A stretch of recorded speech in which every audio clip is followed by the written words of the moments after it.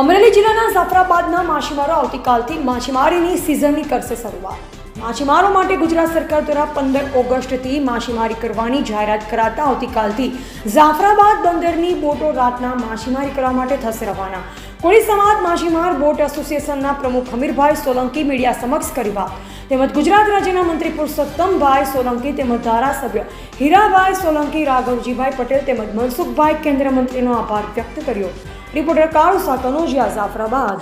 આપનું નામ સાહેબ? હું જાફરાબાદ કોળી સમાજ બોટેશ્વરનો પ્રમુખ છું, હમીરભાઈ સોલંકી, જાફરાબાદ। અત્યારે જે ગવર્મેન્ટે 1 ઓગસ્ટના બદલે જે 15 ઓગસ્ટ જે અમારી માંગ હતી કે ફિશરીનો બેન્ડ પીરિયડ વધારવામાં આવે, તે ગુજરાત ગવર્મેન્ટના રાજ્યકક્ષાના મંત્રી શ્રી પુરુષોત્તમભાઈ સોલંકી તથા અમારા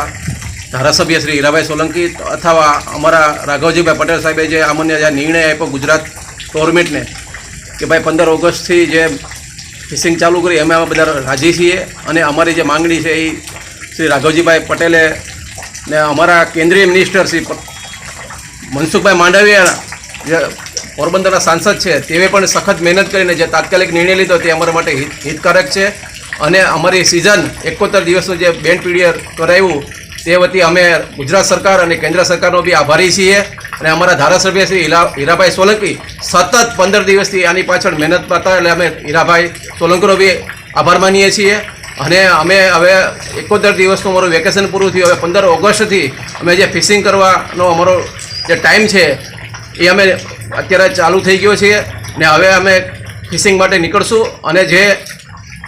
હવે કોઈ ભગવાનના